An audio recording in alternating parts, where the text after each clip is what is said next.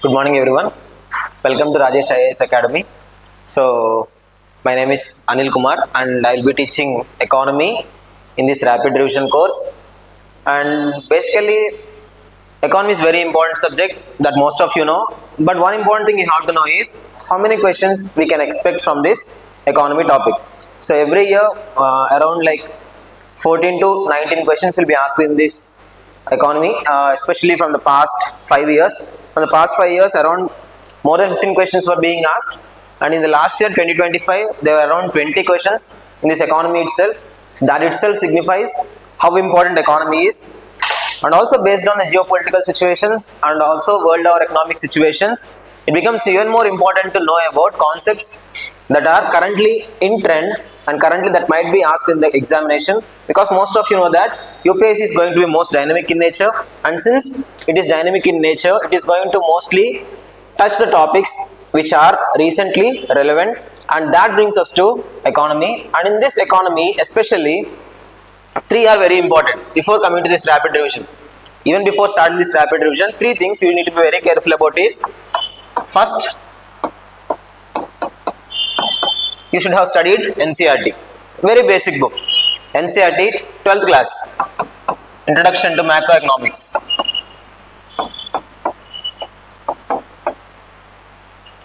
Twelfth class book, Introduction to Macroeconomics. This is very important book. In this book, they will be covering around 6 chapters. These 6 chapters can be called as macroeconomic fundamentals. And if we are strong in these 6 topics, in these 6 chapters, if we are reasonably good enough to know all the terms used in these 6 chapters, definitely we can go through all the static aspect and all the dynamic aspects of economy. So that brings us to one important thing, that NCERT Introduction to Macroeconomics. You definitely have to finish this before coming to these classes, because I will be of the premise that you know all the basic terms before starting this class. And second important thing is, for economy you need to have a class notes. You definitely need to maintain class notes. Along with this class notes, you can also have one reference book which may be suggested by any faculty.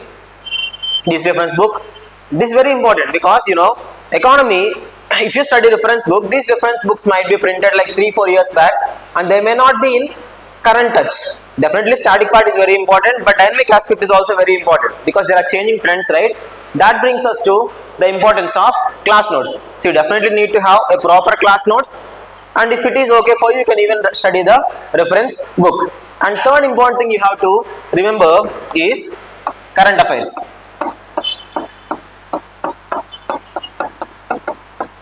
So basically this cycle is 1 year cycle, right? UPSC prelims. So I am expecting you to be comfortable with last 1 year's current affairs. So these are the 3 important aspects you need to keep in mind before preparing for economy, especially since we are very nearby to the examination. NCERT's Introduction to Macroeconomics, that makes you relevant to all the static terms that are used in macroeconomics, class notes or reference book. This is very important because this makes your revision very easy. One important aspect of this examination is that you have to revise multiple times. Since you are studying a lot of subjects, it is possible that sometimes you will be overburdened, sometimes you will be overstretched, sometimes there is a possibility that you might forget one concept or the other concept if you are just studying it like a novel. So that brings us to one important aspect, which is revision. Revising multiple times will make you analyze in depth that topic, and also in addition to that, it will make you keep the topic in your fingertips, which brings you very close to memory in the examination time. Okay, and obviously current affairs. So most of you will be studying like monthly magazines, so that is sufficient. Monthly magazines will be getting around 9 to 10 current affairs topics related to economy, and studying that will be sufficient. Okay, so these are very important, and to collaborate all these aspects, we have brought this rapid revision course. We will try to consolidate all these 3 aspects: current affairs, your class notes, your NCERT. We will consolidate all these aspects, and we will bring you a precise and concise notes which can be helpful to you, especially for your revision. And in addition to this, we will also try to bring the analytical aspect, which might be helpful for you, especially during solving the economy related questions, right? So please remember these 3, and also please make a separate notes for your rapid revision course. because rather than revising all these three aspects, you can simply refer to the notes before going to the examinations, and that will bring you topics in your fingertips which will be helpful and which will be a cakewalk for you in the examination. So we will focus mostly in the 20 questions. I can assure that nobody can answer 20 out of 20 questions.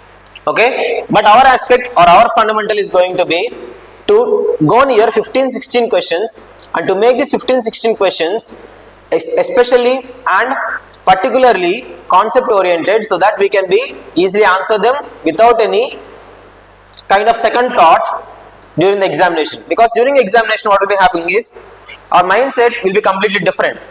You will be seeing different types of topics, different subjects. They will not be giving you economy wise or quality wise. They will be giving multiple, they will be giving in a random way. This makes very important for you to identify the topic, identify the subject, and memorize the subject at that point of time to give the correct answer, right? So with this brief introduction, I will start the module. So we will not be going in a chapter wise manner, we will be mostly going in a theme wise manner. And in the economy, the most important themes are related to 5 important chapters. These 5 important chapters are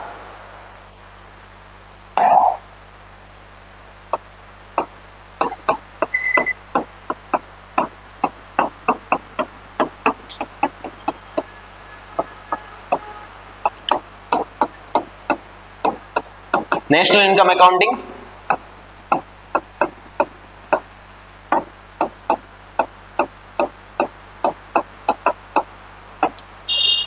in these 5 important topics, the first important topic is National Income Accounting. In this National Income Accounting, what we will be mostly studying is economic growth of the country, how economic growth is measured, economic development of the country, how development is measured, what are various indices which we are using to measure this growth and development. Okay, so these aspects will be mostly touching in this National Income Accounting. And second important subject topic is balance of payments.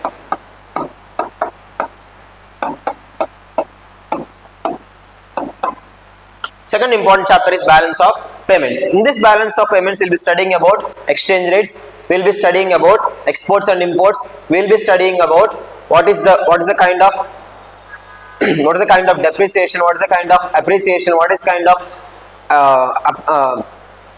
devaluation, what is kind of evaluation. All these topics we will be studying in this balance of payments, in addition to various types of accounts we are using in this balance of payments. Okay, next, third important topic is fiscal policy.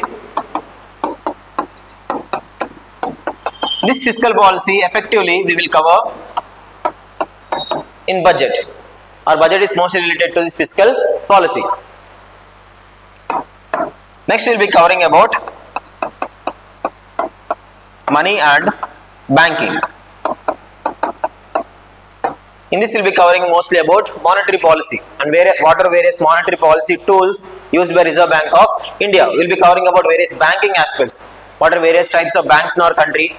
What are the policies and schemes that are implemented by these banks? What is central government policies related to these banks? All this will be studying in this money and banking. And finally, another important topic is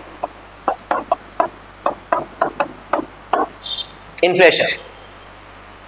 So these are the 5 core essential topics that you need to be having understanding about before going into this rapid revision course. And if you observe this clearly, you will know that these are nothing but NCERT chapters. All these 5 are NCERT Fundamentals of Macroeconomics chapters. So our role here is going to be consolidating all these chapters, because in economy they will not ask you specifically to one chapter. They will not ask you something specific to only one chapter. For example, if in your polity they will ask a question related to fundamental rights, they will be giving 4 options related to fundamental rights. But in economy, you will not get such kind of chapter wise questions. What they are going to do mostly is they are going to integrate all these chapters.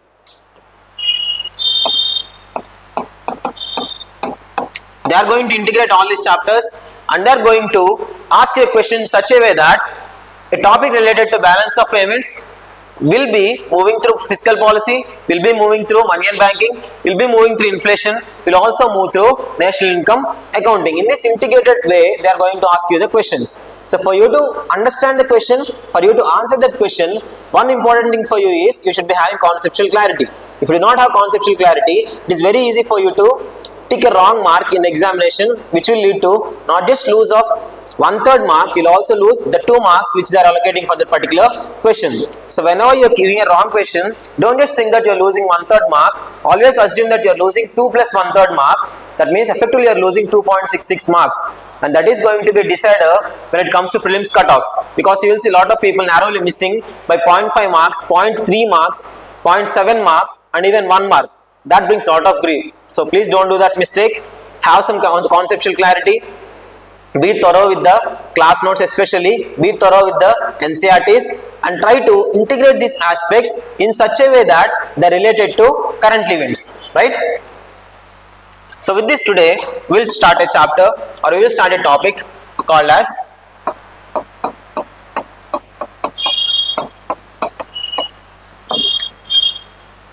depreciation. In the morning, whenever you're opening your newspapers, one thing you will observe is that rupee value is decreasing when it's compared to dollar.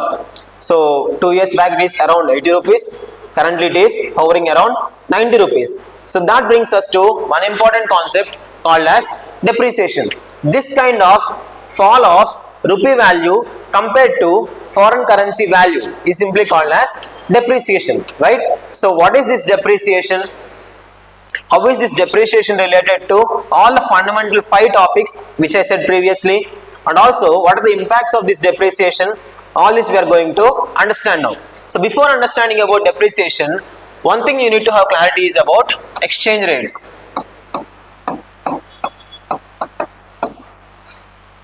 Before understanding the concept of depreciation, you need to know what is exchange rate.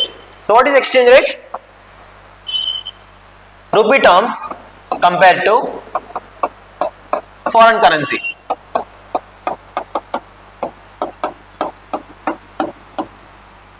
Rupee terms compared to a foreign currency, which might be a dollar or a euro or a renminbi, anything. So very simple, exchange rate means the rate at which 1 unit of foreign currency can be exchanged for number of units of domestic currency. 1 unit of foreign currency ki ఎన్ని units of domestic currency కావాలి అని చెప్పేదాన్ని మనం usual గా exchange rate అని చెప్తూ ఉంటాం. There are various types of exchange rate, like fixed exchange rate system, floating exchange rate system, managed floating exchange rate system. Fixed means it will be established by government. Government will determine what is going to be the exchange rate. అంటే $1 కి ఎన్ని rupees ఇవ్వాలి అనేది government decide చేస్తే మనం దాన్ని fixed exchange rate system అంటాం. This system India followed till 1991. మనకి 1991 లో మేజర్ రిఫార్మ్స్ వచ్చాయి కదా, ఆ రిఫార్మ్స్ వచ్చే వరకు కూడా మన government fixed exchange rate system నే ఫాలో అయింది. Next important exchange rate system is floating exchange rate system, which is market determined. Most of the western countries are following this kind of system before 1991 itself. Like what happens is market will be determining what the exchange rate is going to be. Market forces like demand and supply are going to determine what is the exchange rate. That is called as floating exchange rate system. Okay. Next is managed floating exchange rate system. Why we are using this managed floating exchange rate system is it is a middle path. It is a middle path between fixed exchange rate system and floating exchange rate system. In this, what will happen is in the normal situations, when the country is functioning normally, government will usually adopt a floating exchange rate system that is going to be market determined. But there will be some extraordinary situations where government has to interfere. For example, a pandemic like situation, or a war like situation, or a rapid depreciation like situation. These kind of situations will prompt government to come and take action. At that situation, what will happen is, if government does not take action, it will lead to collapse of macroeconomic fundamentals. And to prevent that kind of situations, what will happen is, government will have a key in its hands, so that whenever the situations are going out of hand, it will use this key and will try to adjust the economic structure, and that key is called as managed floating exchange rate system. In the extraordinary situations, government is going to interfere. In normal situations, government will allow market forces to determine the exchange rate. And even though we adopted this system in 1991, effectively are following it since 1994. 1994 నుంచి మనం మన కంట్రీలో effective గా managed floating exchange rate system ని follow అవుతున్నాం. So now that you understand about what is exchange rate, we will go to the important topic called as depreciation. So depreciation means decrease in value of domestic currency compared to foreign currency.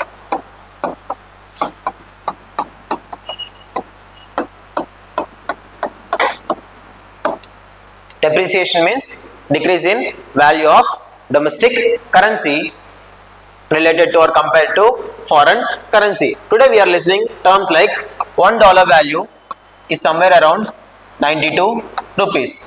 $1 value is somewhere around 92 rupees. €1 value is somewhere around 103 or 104 rupees. So this is what exchange rate is for $1. If you are trying to exchange $1, we have to give 92 rupees. This is called as exchange rate. So previously around in 2023-24 financial year, $1 value is to approximately cost us 80 rupees. The exchange rate at that point of time is for $1 we need to just give 80 rupees.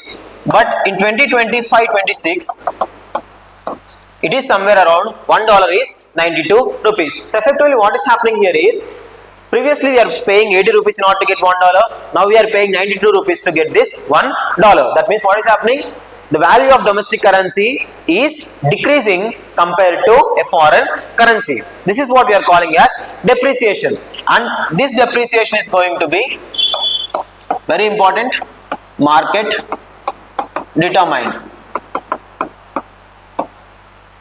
This depreciation is going to be market determined. That means market forces like demand and supply are going to determine why this value is changing from 80 rupees to 92 rupees. Okay. So this is depreciation. So now that you understood about depreciation, we will try to understand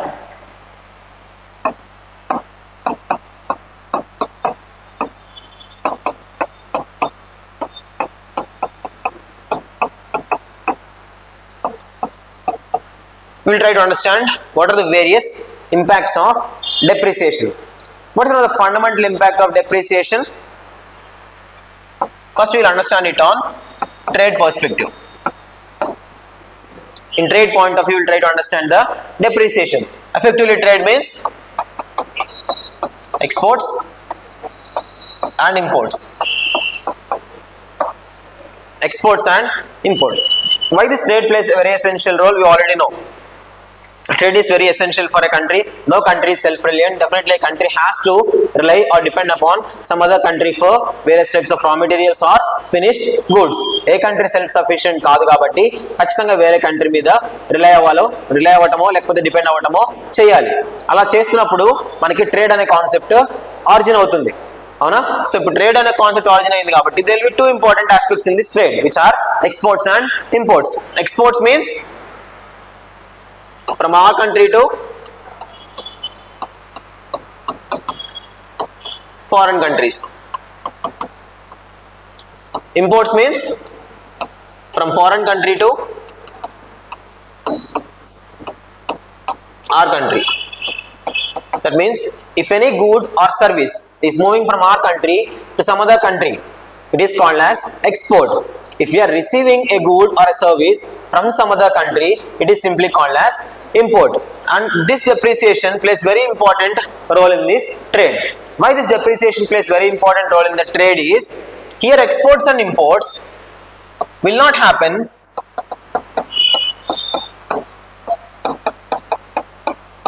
through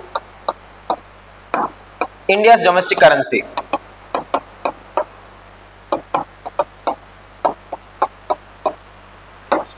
These exports and imports will not happen through India's domestic currency, which is rupees.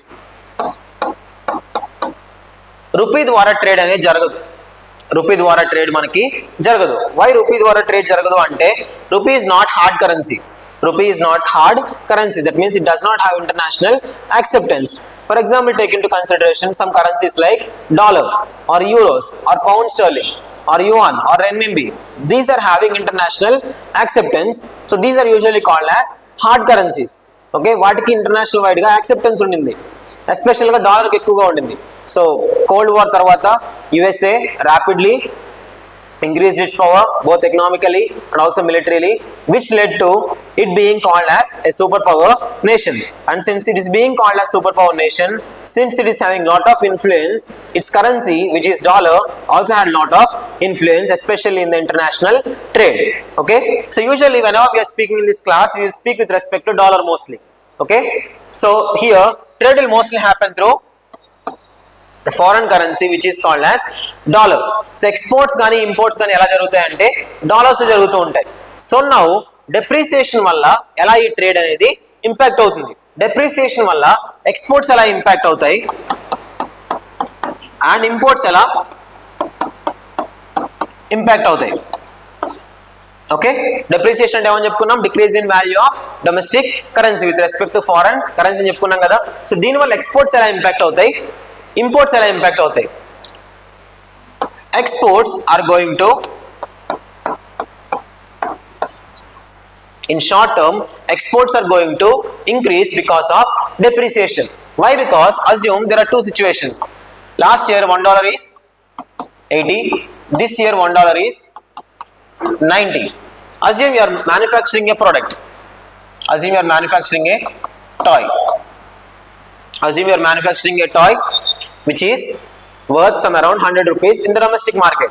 But when we are trying to sell it to other countries, we cannot sell it in rupee terms. We have to definitely sell it in dollar terms. Now you will keep this toy price as $1. Assume that you are keeping this toy price as $1 because you want to export it to some other country and that country is not going to accept your rupees. So you are going to determine the MRP based on definitely hard currency, which is dollar. So మీరు one toy value ఎంత చెప్పారంటే $1 అని చెప్పారు. So previously in the last year when you are exporting one toy, you will receive $1 and that is going to give you 80 rupees. పోయిన సంవత్సరం మీరు export చేస్తే మీకు ఏమవుతుంది, ఒక టాయ్ ఎక్స్పోర్ట్ చేశారు మీరు, మీకు $1 వచ్చింది. ఆ $1 వాల్యూ ఎంత, 80 rupees. Okay, same toy you are exporting this year. Assume same toy you are exporting this year. Year కూడా అదే టాయ్ని ఎక్స్పోర్ట్ చేశారు. మీరు ఎక్స్పోర్ట్ చేసినప్పుడు ఎంత ఎక్స్పోర్ట్ చేస్తారు, దాన్ని $1 అని చెప్తారు కదా. ఆబ్వియస్ గా రూపీ టర్మ్స్ చెప్పరు కదా, బయటకు పంపించేటప్పుడు $1 అని చెప్తారు. ఇప్పుడు ఆ $1 బయటికి వెళ్ళినప్పుడు మీకు ఎంత పంపిస్తారు, ఇప్పుడు 90 rupees. Last year you are getting only 80 rupees for your one toy. Today you are getting 90 rupees for the one toy you are selling. So what is happening? Your profit margin is increased by 10 rupees here. Last year మీకు 80 rupees వచ్చే ఒక toy అమ్మితే here 90 rupees వస్తుంది. Will you be incentivized or motivated, or will you be demotivated to sell your items? People will be incentivized. Exporters will be incentivized. So because of this, what is going to happen? Due to depreciation, exports are going to increase. Why exports are going to increase is because for the same product they are selling, they are receiving additional amount of money because of decrease in domestic currency value. అర్థమవుతుందా? So దీనివల్ల exports ఏమవుతాయి, increase అవుతాయి. Imports ఏమవుతాయి, imports are going to decrease. Imports are going to decrease. Why imports are going to decrease is because, for example, in the previous situation you assume that we are sending a good to other country. Imports means we are receiving goods from some other country. వేరే country వాళ్ళు manufacture చేసిన product ని మన కంట్రీకి send చేస్తున్నారు. మన కంట్రీకి send చేస్తున్నారు కాబట్టి వాళ్ళు మన కరెన్సీ యూజువల్ గా యాక్సెప్ట్ చేయరు. వాళ్ళు ఏం చేస్తారు, హార్డ్ కరెన్సీనే యాక్సెప్ట్ చేస్తారు. సో వాళ్ళు ఎంఆర్పి దేనికి సెట్ చేస్తారు, డాలర్స్ కి సెట్ చేస్తారు. సో ఇప్పుడు ఏమైందంటే లాస్ట్ ఇయర్ మీరు ఇప్పుడు ఇంపోర్ట్ చేసుకోవాలి అంటే మీ దగ్గర డాలర్స్ ఉన్నాయా, మీ పేరెంట్స్ మనీ ఏం చేస్తున్నారు అనుకోండి, వాళ్ళు డాలర్స్ వస్తాయి, రూపీస్ వస్తాయా, ఆబ్వియస్గా రూపీసే వస్తాయి. వాళ్ళు ఏం చేయాలి, ఆ రూపీని డాలర్గా కన్వర్ట్ చేయాలి. అలా కన్వర్ట్ చేసిన వాళ్ళు ఏమవుతుంది, ఇంపోర్ట్ చేసుకోవడానికి ఒక పాసిబిలిటీ అనేది వస్తుంది. సో మీకు ఇప్పుడు టాయ్ కావాలి, వేరే కంట్రీ మ్యానుఫ్యాక్చర్ చేసింది, ఆ టాయ్ కాస్ట్ వాళ్ళు $1 అని సెట్ చేశారు. బట్ మీ నాన్నగారికి కానీ మీకు కానీ డాలర్ టర్మ్స్ లేవు మీ దగ్గర. సో మీరేం చేస్తారు, you will go to bank, you will give last year 80 rupees to bank and in return bank will be giving you $1. Last year ఏమైందంటే మీరు ఆ టాయ్ కొనుక్కోవాలంటే బ్యాంక్ దగ్గరికి వెళ్ళేవాళ్ళు, బ్యాంక్ వాళ్ళకి 80 రూపీస్ ఇచ్చేవాళ్ళు, బ్యాంక్ వాళ్ళు మీకు ఏం చేసేవాళ్ళు, $1 ఇచ్చేవాళ్ళు. ఆ $1 తీసుకొని మీరు ఏం చేస్తారు, ఆ టాయ్ని పర్చేస్ చేసేవాళ్ళు. ఓకే, ఇయర్ ఏమైంది, అదే టాయ్ మీరు పర్చేస్ చేయాలంటే సేమ్ $1 దాని ప్రైస్. ఇప్పుడు మీరు బ్యాంక్ వాళ్ళ దగ్గరికి 80 రూపీస్ ఇస్తే వాళ్ళు ఇస్తారు $1 మీకు, దే విల్ నాట్ గివ్. ఎప్పుడు ఇస్తారు మీకు $1 వాళ్ళు, 90 రూపీస్. అంటే మీరు ఏం చేయాల్సి వస్తుంది, మీ పాకెట్ నుంచి ఎక్స్ట్రా 10 రూపీస్ని స్పెండ్ చేయాల్సి వస్తుంది. లాస్ట్ ఇయర్ మీరు 80 రూపీసే ఇచ్చారు అదే టాయ్కి, ఇయర్ ఏం చేయాల్సి వస్తుంది, మీరు ఆ టాయ్కి 90 రూపీస్ ఇవ్వాల్సి వస్తుంది. సో మీకు ఏమవుతుంది 10 రూపీస్ అనేది ఎఫెక్టివ్గా లాస్ లా కనిపిస్తుంది మీకు. సో దీనివల్ల మీరు ఇంకెక్కువ పర్చేస్ చేస్తారా, తక్కువ పర్చేస్ చేస్తారా? People will be demotivated or disincentivized to purchase more, import more. ఎందుకంటే ప్రీవియస్ గా వాళ్ళకి రిలేటివ్ గా తక్కువ కాస్ట్ వచ్చినట్టు కనిపించింది, ఇప్పుడు ఏమైంది రిలేటివ్ గా ఎక్కువ కాస్ట్ వచ్చినట్టు కనిపిస్తుంది because of this depreciation. So దీనివల్ల ఇంపోర్ట్స్ ఏమైపోతాయి, డిక్రీజ్ అయిపోతాయి. దీనివల్ల ఇంపోర్ట్స్ అనేవి డిక్రీజ్ అవుతాయి, right? So one important consequence because of depreciation is exports are going to increase and imports are going to decrease. So with examples you understood why this increasing and decreasing is happening. But you should understand that India is a import dependent country, or various crucial imports are definitely import oriented. For example, take into consideration crude oil. The crude oil reserves in our country are very minimal. Because of that nature, what we are trying to do is we are trying to compensate that by importing from other countries, especially from Western countries or from Russia. We are trying to import. When these imports are happening, we have to definitely pay them in the terms of foreign currency, which is usually dollar. అర్థమవుతుందండి? So దీనివల్ల మనం crucial ఇంపోర్ట్స్ని ఖచ్చితంగా import చేసుకోవాలి. $1 value తగ్గిపోయింది కదా, sorry rupee value తగ్గిపోయింది కదా అని చెప్పేసి మన ఇంట్లో కుకింగ్ చేసుకోవడం మానేస్తామా, న్యాచురల్ గ్యాస్ యూస్ చేయడం ఆపేస్తామా? ఖచ్చితంగా ఆపం కదా. బైక్స్లో తిరగడం ఆపేస్తామా, కార్స్లో తిరగడం ఆపేస్తామా? ఖచ్చితంగా ఆపం కదా. అది మన బేసిక్ ఎసెన్షియల్స్. సో మన బేసిక్ ఎసెన్షియల్స్ సాటిస్ఫై చేసుకోవడానికి మనం ఖచ్చితంగా ఏం చేస్తూ ఉండాలి, ఇంపోర్ట్ చేసుకుంటూనే ఉండాలి. సో ఇంపోర్ట్స్ అప్పుడు ఏమవుతుంది, తగ్గే ఛాన్సెస్ ఉంటాయా? ఇంపోర్ట్స్ ఖచ్చితంగా మనం చేసుకోవాలి, ఎందుకంటే మనకు అవి బేసిక్ ఎసెన్షియల్స్ కాబట్టి. సో తగ్గవు. దానివల్ల ఏమవుతుంది, మన కాస్ట్ అనేవి ఇంక్రీజ్ అయిపోతుంటాయి. Our cost are going to increase and it's going to negatively impact our economy.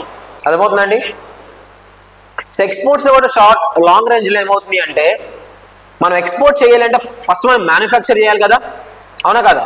In order for us to export, we have to initially produce, and for that production to happen, do we need energy or not? Definitely we need energy.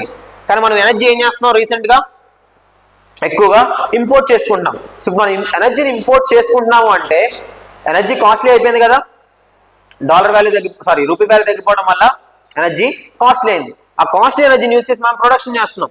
So దీనివల్ల ఏమవుతుంది, cost product కూడా ఖచ్చితంగా increase అవుతుంది. So long run లో ఏమవుతుంది అంటే exports మీద ఒక బ్యాడ్ ఇన్ఫ్లుయెన్స్ అనేది పడుతుంది.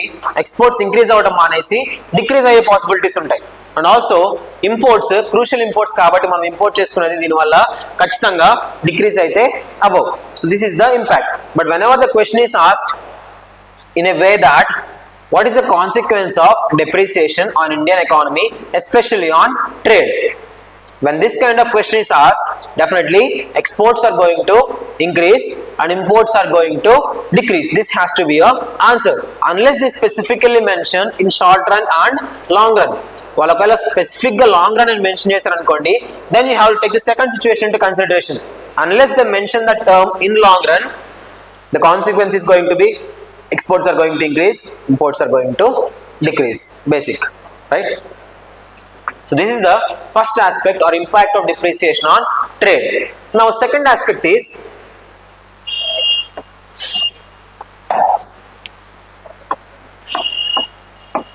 impact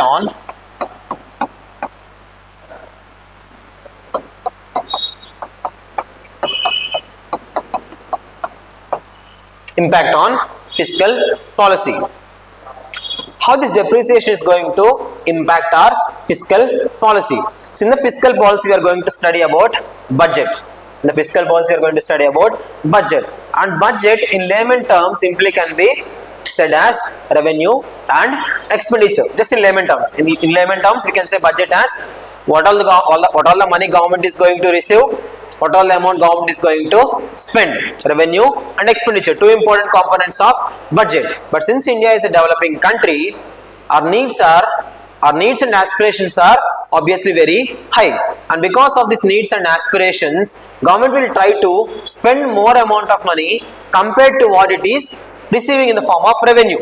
So దీనివల్ల ఏమవుతుంది, మీ ఇల్లు ఉందనుకోండి, మీ ఇంట్లో యూజువల్గా ఏమవుతుంది, మీ పేరెంట్స్ మనీ ఆన్ చేస్తూ ఉంటారు, మీకు ఆబ్వియస్గా ఇంట్లో ఖర్చులు ఉంటూ ఉంటాయి. But in some situations what will happen, your parents money may not be in a position to compensate for the receipts they are getting. At that time what they will try to do, they will try to borrow some money from your relatives or from banks, right? In the similar way, since in our country aspirations of people are very high, needs of the people are very high, developmental needs and also welfare needs are very high, what government will try to do is, even though revenue is less, even though there is shortfall of revenue, government will try to spend more. And how government will get this money? Government will get this money through borrowings. Since expenditure is greater than revenue, and this is effectively true for all the years since independence.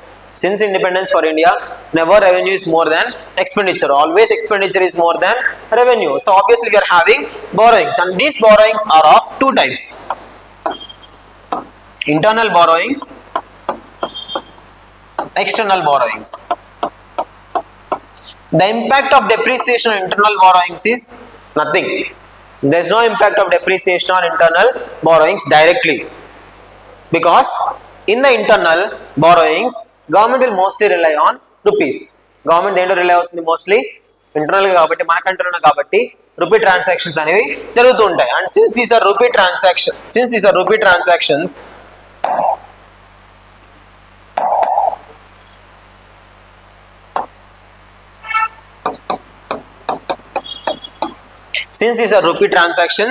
the impact of these rupee transactions is definitely not going to be seen in the depreciation concept.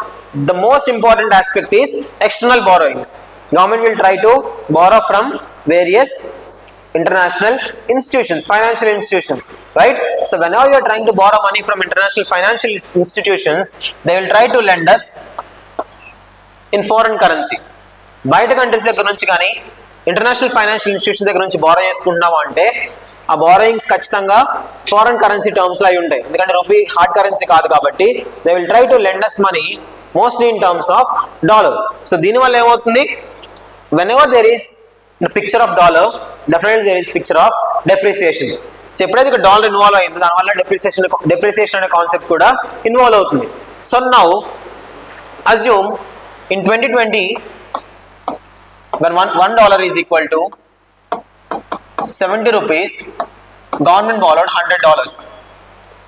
Assume in 2020 government wants some money for expenditure needs. So what government did was, government went outside, that means to another country or financial institution. Government said that I want $100, and at that point of time $1 value is around 70 rupees.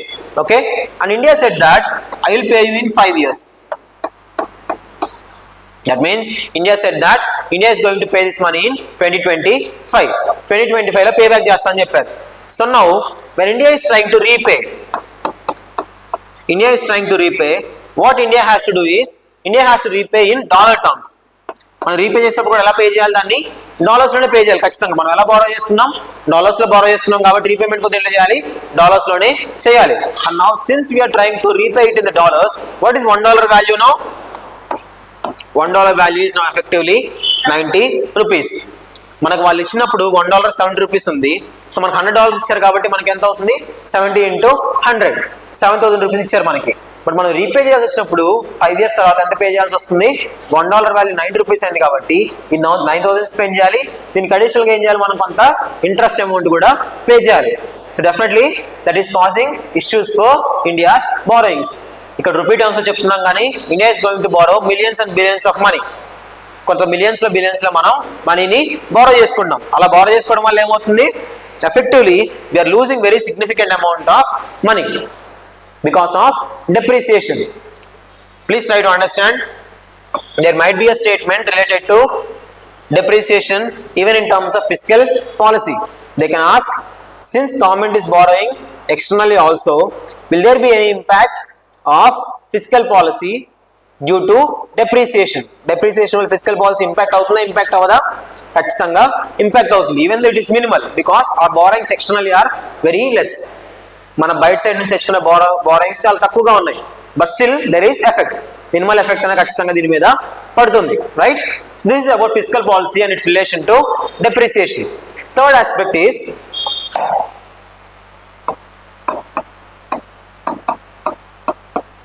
impact on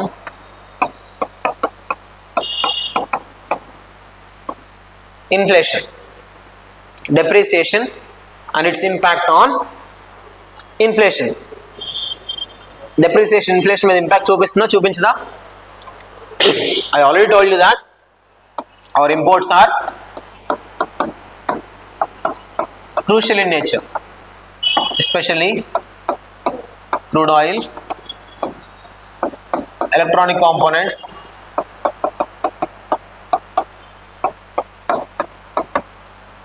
semiconductors,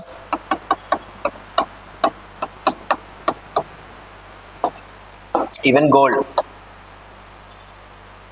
price పెరుగుతుందని చెప్పేసి gold కొనడం తగ్గిస్తున్నారా ఏమన్నా? ఏం తగ్గించరు కదా. Indians are usually obsessed with gold. They consider it as a status symbol. More so compared to investments. In most of the countries, gold is considered as an investment object. But in India, in addition to investment, most of the people consider it as a status symbol. Most of the people just want to buy gold at any cost. So even the prices are increasing. Because of this obsession, Indians are trying to purchase more and more gold. So and since gold reserves are limited in our country, we are trying to mostly import it from other countries. So these are some of the very crucial imports of our country. And because of depreciation, I told you that imports are going to decrease, right?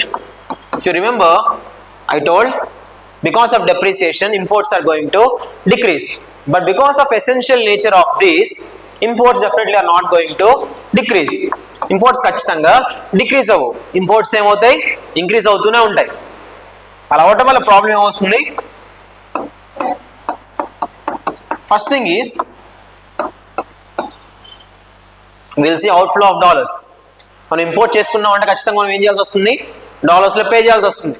So one major impact because of importing various types of crucial goods is it is going to lead to outflow of dollars.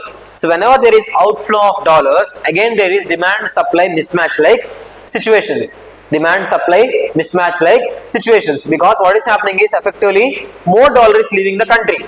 More dollar is leaving the country. Because of this, dollars presence in this country is going to decrease. The amount of dollars in the country is going to decrease. ఎప్పుడైతే amount of dollars in the country decreases, దీనివల్ల demand ఏమవుతుంది? Since there is less supply of dollars in the economy, demand for this is going to increase, which will further aggravate the problem of depreciation. ఏమవుతుంది? ఇక్కడ ఒక vicious cycle అనేది create అవుతుంది. Depreciation జరుగుతుంది, but మనకు crucial imports కావాలి. మనం import చేసుకోవడం వల్ల ఏమవుతుంది? అవుట్ఫ్లో ఆఫ్ డాలర్స్ జరుగుతుంది. ఇంకా డాలర్ రిజర్వ్స్ మన కంట్రీలో తగ్గిపోతున్నాయి. Supply of dollars is further getting reduced, because of which what is happening? Demand is increasing, and since demand for dollar is increasing, domestic currency value will decrease and dollar value is going to increase, creating a vicious spiral of depreciation because of this imports. Okay, so now another important aspect is, now crude oil is becoming costly. Crude oil is becoming costly, and crude oil is nothing but, we can say crude oil or simply energy. We are using mostly it for energy purpose. Okay, so now what is happening? Energy is becoming costly. If energy is getting costly, what will happen to production? Production cost also is going to, if energy is getting costly, production costs are going to increase. If production costs are increasing, what will happen?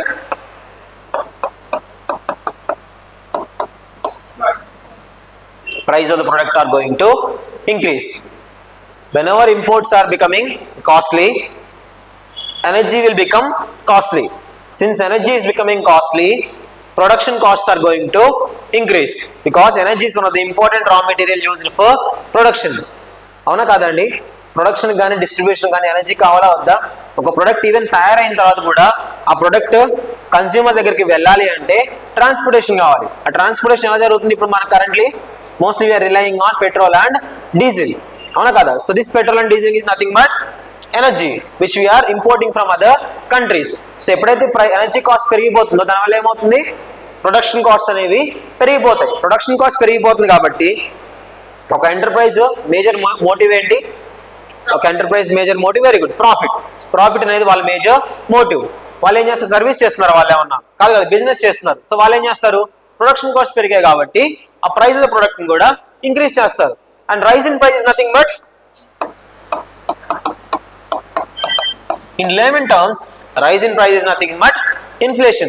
Inflation simply means general rise in price level for more number of goods in the economy. ఒక ఎకానమీలో ఎక్కువ goods యొక్క prices general గా increase అవుతూ ఉన్నాయనుకోండి, దాన్ని మనం inflation situation తెలుస్తూ ఉంటాం. డెప్రిసియేషన్ వల్ల ఏమవుతుంది, క్రూషియల్ ఇంపోర్ట్స్ అనేది కాస్ట్లీ అవుతాయి. క్రూషియల్ ఇంపోర్ట్స్ కాస్ట్లీ అవడం వల్ల ప్రొడక్షన్ కాస్ట్లీ అవుతుంది. ప్రొడక్షన్ కాస్ట్లీ అవడం వల్ల ప్రైజెస్ రైజ్ అవుతాయి.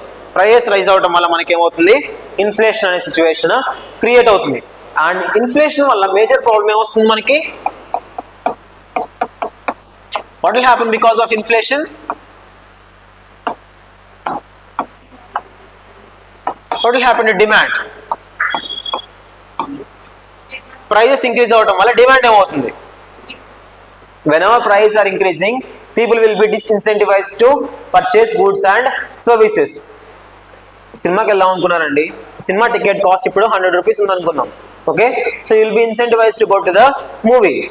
సడన్ గా 100 రూపీస్ ఉన్న టికెట్ ప్రైస్ ని రేపు నేను 5000 రూపీస్ అని చెప్పాను అనుకోండి, ఎంతమంది వెళ్ళడానికి రెడీగా ఉంటారు? హౌస్ఫుల్ అయ్యే థియేటర్స్ అన్ని 10 మంది 11 మంది ఆక్యుపెన్సీతో అసలు ఫిల్ కావు, అవునా కదా? అదెందుకు, ప్రైజెస్ ఇంక్రీజ్ అవుతున్నాయి కాబట్టి. So whenever prices are increasing, what will happen to demand? Demand is going to decrease. Demand is going to decrease in the economy. Demand is going to decrease, and decrease in demand for an economy is definitely not a very good situation. If demand is decreasing, what will happen? Since people are not incentivized to buy, producers will not be incentivized to make investments.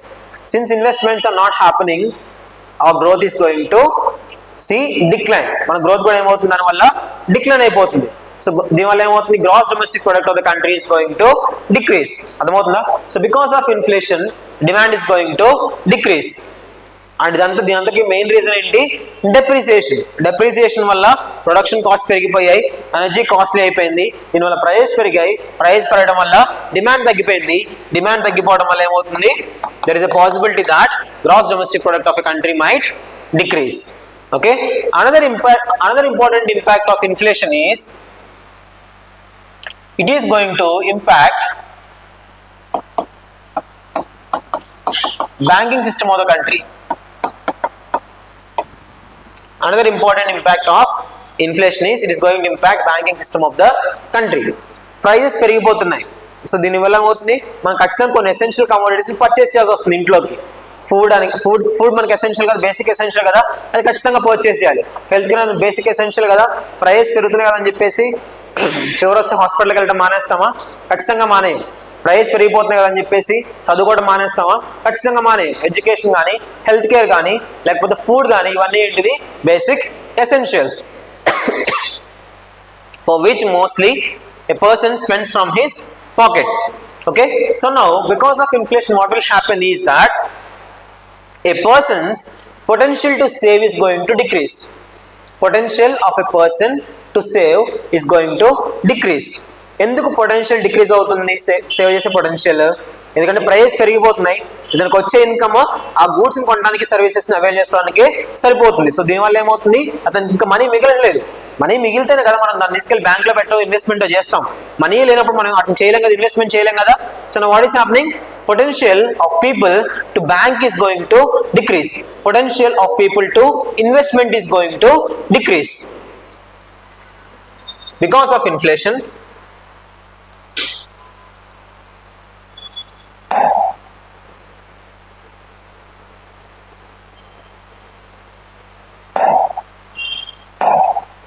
Due to inflation, potential to save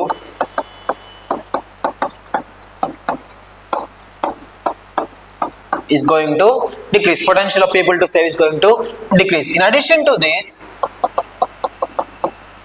even willingness of people to save also is going to decrease. వాళ్ళ potential మాత్రమే కాదు, willingness కూడా decrease అయిపోతుంది. For example, assume that even though prices are rising, since your income is very high, you are having surplus amount of money in your hands for saving.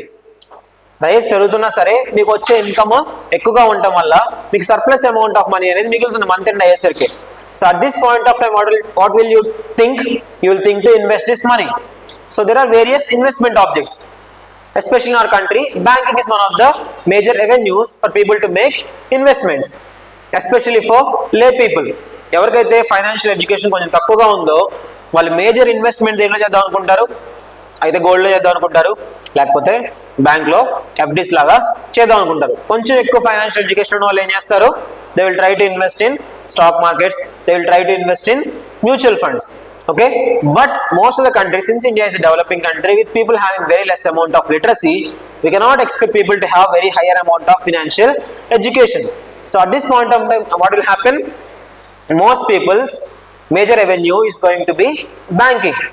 But since there is inflation, assume inflation in our economy is some 7%. Assume inflation in economy is some 7%. Also assume that banks are promising interest of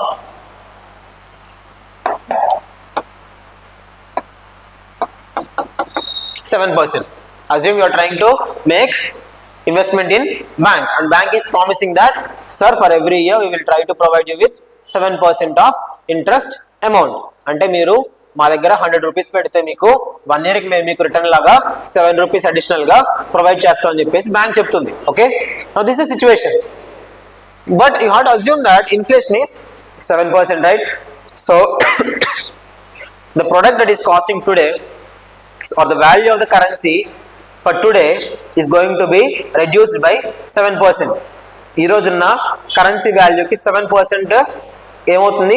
future లో decrease అవుతుంది. ఎందుకంటే మనకి inflation 7% ఉంది. ఏదైతే 100 rupees ఉందో last month, అది ఈ month ఎంతకు వస్తుంది?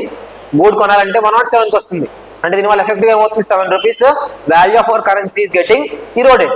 అవునా?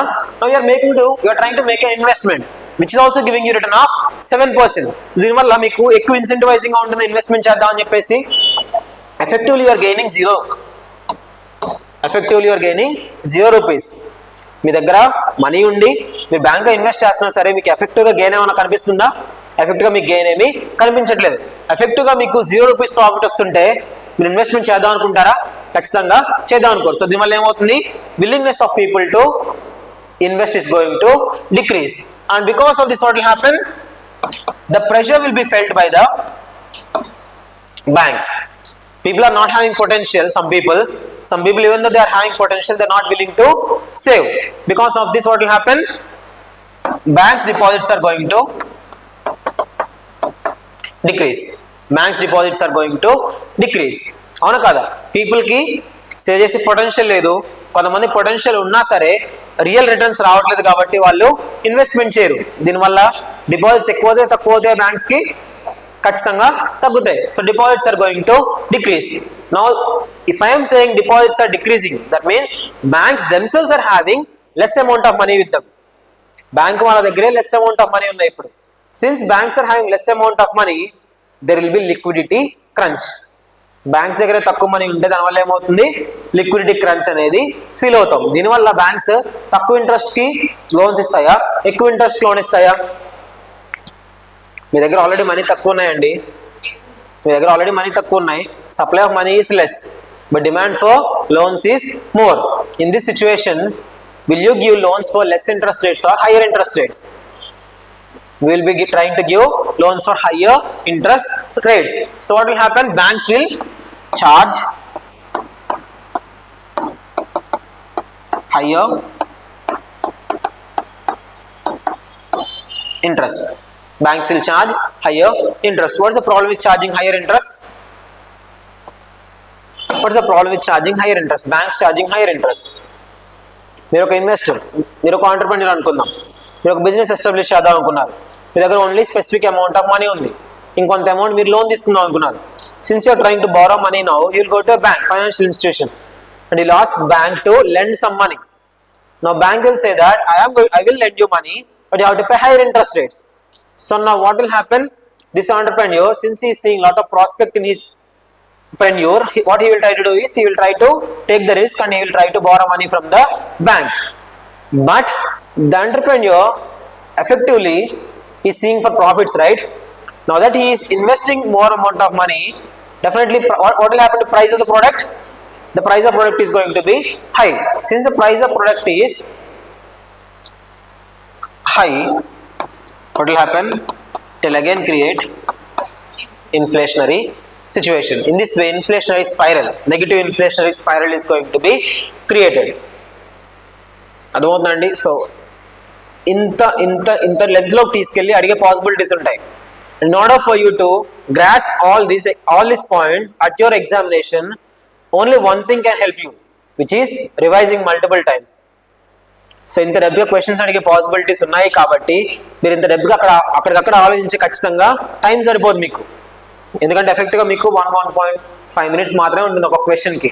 అంత టైంలో మీరు ఇంత అనలైజ్ చేసే అవెన్యూస్ మీకు తక్కువగా ఉంటాయి కాబట్టి మీరు ఏం చేయాలి, ఎక్కువ సార్లు రివిజన్ చేస్తూ ఉండాలి. So by now you might have understood about the importance of revision. So definitely before examination at least try to revise, especially economy, some around 6 to 7 times. 6 to 7 times you have to definitely revise the economy. Okay, so this is about impact of, see, please don't forget where we started. We are only speaking about depreciation and its impact on inflation. So depreciation వల్ల ఏమవుతుంది, crucial imports మనం తెచ్చుకుంటున్నాం కాబట్టి costly అవుతున్నాయి, production cost increase అవుతుంది, prices అనేవి increase అవుతున్నాయి. And అదే విధంగా మనకి ఏమవుతుంది, ఆ ఇన్ఫ్లేషన్ వల్ల బ్యాంకింగ్ హ్యాబిట్ ఆఫ్ పీపుల్ అనేది నెగిటివ్గా ఎఫెక్ట్ అవుతుంది. దీనివల్ల బ్యాంక్స్ ఎక్కువ ఇంట్రెస్ట్ రేట్ ఛార్జ్ చేసే పాసిబిలిటీస్ ఉంటాయి. ఎప్పుడైతే బ్యాంక్ హైయర్ రేట్స్ ఛార్జ్ చేస్తాయో మళ్ళీ దీనివల్ల ఏమవుతుంది, మళ్ళీ ఇన్ఫ్లేషన్ సిచ్యువేషన్ అనేది క్రియేట్ అవుతుంది. So with this we will move to next important aspect, depreciation and its impact on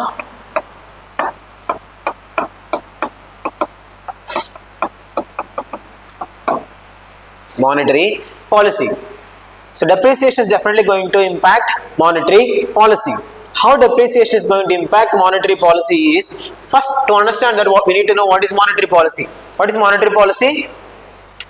It's a policy adopted by a central bank of a country. Monetary policies are usually policies adopted by central bank of the country in order to reduce the inflationary impact on the economy. Monetary policy యొక్క main objective ఏంటి అంటే ఒక country యొక్క ఇన్ఫ్లేషన్ని reduce చేయటం. ఇంకో important aspect ఏంటి అంటే economic గ్రోత్ని propel చేయటం. Only 2 major objectives. One is to control the inflation, second one is to propel the investments in order to enhance the economic growth of a nation. These are the objectives of monetary policy. It will be undertaken by Reserve Bank of India in our country. Okay, now how this depreciation is going to impact monetary policy is, since this monetary policy is related to inflation, always try to remember that there will be a paradox between growth and inflation. Growth and inflation, what will happen is there is a paradox. Suddenly if you are seeing rise in prices, that is called inflation. Because of inflation, what is going to happen? Growth is going to be negatively impacted. Inflation వల్ల ఏమవుతుంది, growth నెగిటివ్గా impact అవుతుంది. Growth పెరిగిపోతుంది అనుకోండి, దీనివల్ల ఏమవుతాయి, prices కూడా పెరుగుతాయి, ఇన్ఫ్లేషన్ సిచ్యువేషన్ అనేది క్రియేట్ అవుతుంది. అర్థమవుతుందా? So now RBI has to create a middle path. Now it has to balance both inflation and also economic growth, and that hard task is taken by RBI, central bank. And the hard task ni evaru deal chestarante mana country lo RBI anedi deal chestundi. Now it has to ensure inflation is less and it also has to ensure growth is more. Adamavutundandi. But I said that because of depreciation, what will happen to inflation? Depreciation వల్ల inflation increase అవుతుందా, decrease అవుతుందా? చెప్పుకున్నాం ఇందాకే, depreciation వల్ల inflation పెరుగుతుందా, తగ్గుతుందా? Depreciation వల్ల imports costly అవుతాయి అనుకున్నాం కదా, క్రూషియల్ ఇంపోర్ట్స్ చేసుకున్నాం కాబట్టి ప్రొడక్షన్ కాస్ట్ ఇంక్రీజ్ అవుతున్నాయి. సో ప్రొడక్షన్ కాస్ట్ ఇంక్రీజ్ అవుతున్నాయి కాబట్టి దీనివల్ల ఏమవుతుంది, ప్రైజెస్ కూడా ఇంక్రీజ్ అవుతున్నాయి. సో ఇన్ఫ్లేషన్ అనేది పెరుగుతుంది. Whenever there is depreciation, inflation is increasing. So inflation increase అయితే వెంటనే ఎవరు పిక్చర్లోకి వస్తారు, ఆర్బీఐ పిక్చర్లోకి వస్తుంది, మానిటరీ పాలసీ పిక్చర్లోకి వస్తుంది. ఇప్పుడు ఆర్బీఐ ఒక మేజర్ ఆబ్జెక్టివ్ ఏంటి, ఆ ఇన్ఫ్లేషన్ ని కంట్రోల్ చేయాలి. ఇన్ఫ్లేషన్ ఎలా కంట్రోల్ చేస్తారు, using a tool called as contractionary monetary policy. Using a tool called as contractionary monetary policy, and I will be of an assumption that you are well versed with NCERTs. So if you studied NCERTs, definitely you are going to hear this term called as contractionary monetary policy. So whenever RBI want to decrease the inflation, it is going to adopt contractionary monetary policy. Because of contractionary monetary policy, what will happen? What will happen to growth? What will happen to investments? Contractionary monetary policy follow అవుతున్నారంటే దాని అర్థం ఏంటంటే interest rates ని increase చేస్తున్నారు అని. That means borrowing is going to be costly. Effectively RBI is saying that I am going to increase the repo rates. Repo rates అంటే banks borrow చేసుకునే interest rate. So banks కే ఎక్కువ interest rate money వస్తుంది అంటే RBI దగ్గర నుంచి effectively banks are going to pass that to the consumers. Okay, so what will bank do is bank will try to increase the interest rates. నేను చెప్పుకున్నాను కదా interest rates increase చేస్తే ఏమవుతుంది banks నేను చెప్పుకున్నాం. When banks are trying to increase the interest rates, what will happen? Investments ఏమవుతాయి? Banks are increasing interest rates అండి. So దీనివల్ల ఇన్వెస్ట్మెంట్స్ ఏమవుతాయి? 5% ఇంట్రెస్ట్ రేట్ తో ఉన్నప్పుడు ఎక్కువ మంది రెడీగా ఉంటారు రిస్క్ తీసుకోవడానికి. 10% ఇంట్రెస్ట్ ప్రొవైడ్ చేస్తానంటే రిలేటివ్ గా ఖచ్చితంగా ఆ ప్రపోర్షన్ అనేది డిక్రీజ్ అవుతుంది. So what will happen to investments? Whenever RBI is trying to follow contractionary monetary policy, investments will usually decrease. Investments usually decrease because interest rates in the economy are high. ఎకానమీలో hire interest rates ఉండడం వల్ల investments అనేవి తగ్గిపోతాయి. Investments తగ్గడం వల్ల ఏమవుతుంది? Growth అనేది తగ్గుతుంది. GDP is going to decrease.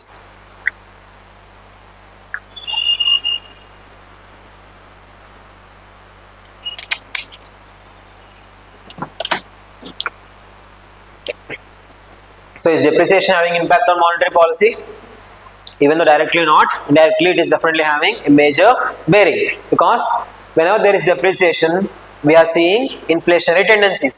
Whenever inflationary tendencies are observed in the economy, RBI will definitely come to picture. And since RBI is coming to picture and it want to reduce the inflation, it adopts contractionary monetary policy. Now that RBI is adopting contractionary monetary policy, interest rates in the economy are going to spike, increase. Since interest rates are increasing, a lot of people will not be incentivized to make investments. Since investments are decreasing, growth is also going to decrease. Production is also going to decrease. Okay. Next.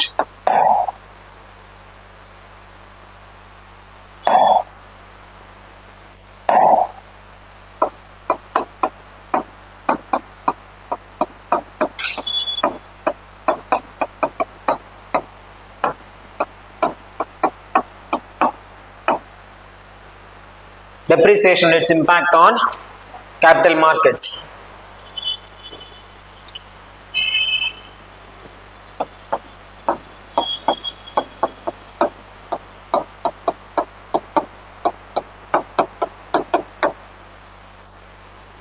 So the capital markets, we will try to have a very brief discussion, especially related to stock markets and foreign portfolio investments.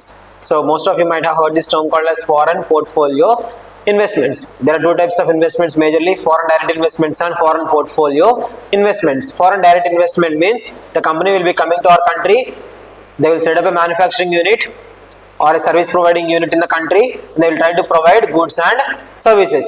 Foreign portfolio investments means effectively they'll just bring the money to our country and they'll make investments mostly in the stock markets. Those are usually called as foreign portfolio investments. And how this depreciation is going to impact this stock markets or foreign portfolio investments? So whenever people are trying to invest, they will check two important aspects. Whenever people are trying to invest, they will check two important aspects. మీ దగ్గర money ఉన్నాయనుకోండి, మీరు ఖచ్చితంగా two ఆస్పెక్ట్స్ని consider చేస్తారు. ఒకటి, the kind of returns you're going to get. మీరు invest చేస్తున్నారంటే మీకు దానివల్ల రిటర్న్స్ ఏమొస్తుంది అని చెప్పి ఖచ్చితంగా చూస్తారు. And second thing is you'll also see security.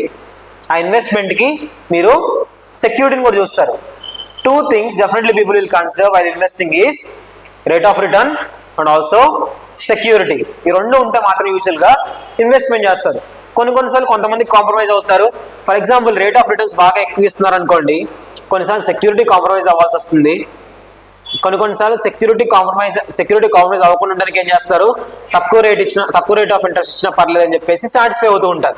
So ఈ రెండింటి మధ్యలోనే పీపుల్ యొక్క డెసిషన్ మేకింగ్ అనేది డిపెండ్ అవుతుంది. Different people will be having different types of opinions, different perspectives, and because of this it is definitely going to vary from people to people. అర్థమవుతుందండి? Extreme situations లో ఖచ్చితంగా people to people ఇది ఖచ్చితంగా vary అవుతుంది.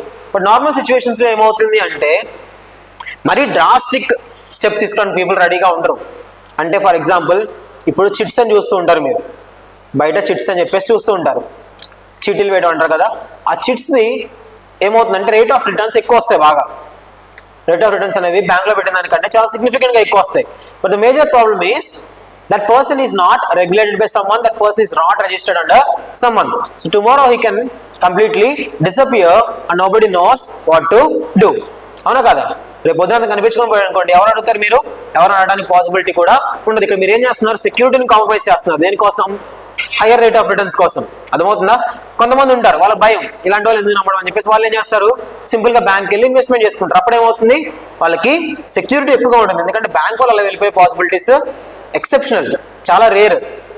వాళ్ళ returns మాత్రం తక్కువగా provide చేస్తూ ఉంటారు. అర్థమవుతుందా? So in this premise you are going to understand this topic. Okay, ఈ ప్రిమైస్ ని బేస్ చేసుకొని, security rate of return premise ని బేస్ చేసుకొని మనం ఇక కాన్సెప్ట్ అర్థం చేసుకుందాం. డెప్రిసియేషన్ జరుగుతుంది అంటే will it be a positive narrative for a country or negative narrative for a country? Definitely it is a negative narrative. Why? Because whenever we are experiencing slump in our currency, మన currency value decrease అవుతుంది వేరే కంట్రీతో compare చేసుకుంటున్నట్టు అంటే investors how they will see this is something wrong is going on that country. Some macro economic fundamental is not very strong. That is why the economy is experiencing decrease in its value of currency. బయట investors ఎలా ఆలోచిస్తారు అంటే, బయట countries ఎలా చూస్తాయంటే దీన్ని negative గా చూస్తాయి depreciation.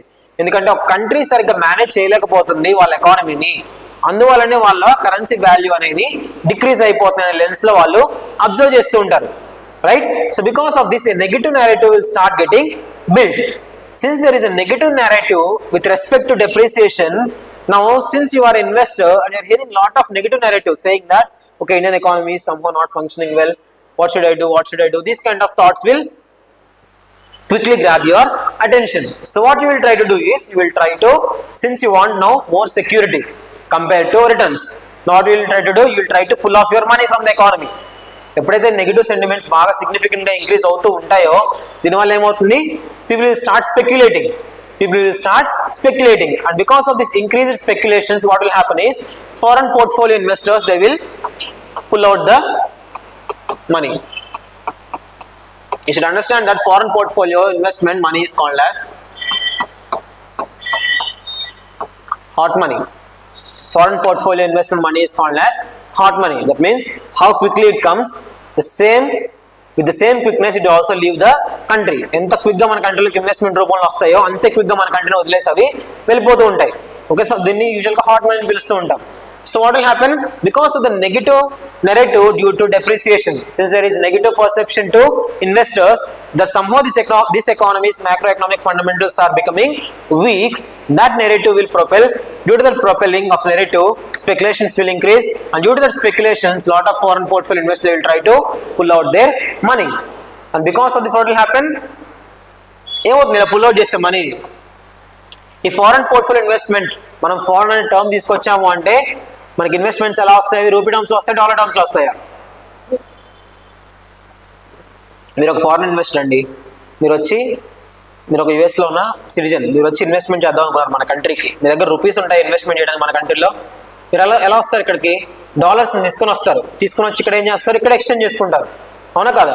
So ఇప్పుడు ఫారెన్ పోర్ట్ఫోలియో ఇన్వెస్టర్స్ అయినా సరే, ఒక యుఎస్ లో ఉన్నాడు ఒక పర్సన్, అతను మన స్టాక్ మార్కెట్ ఇన్వెస్ట్ చేద్దాం అనుకున్నాడు. రూపీస్ తీసుకొస్తాడా, డాలర్స్ తీసుకొస్తాడా? డాలర్స్ తీసుకొస్తాడు. The person is going to bring dollars into our economy. So whenever foreign portfolio investments are increasing,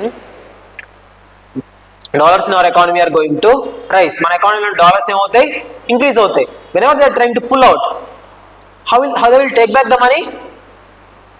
invest చేసేటప్పుడు డాలర్లు చేసిన వాళ్ళు అవుట్ఫ్లో ఎలా అవుతుందండి? since they are trying to pull out the money, what will happen? there will be outflow of dollars.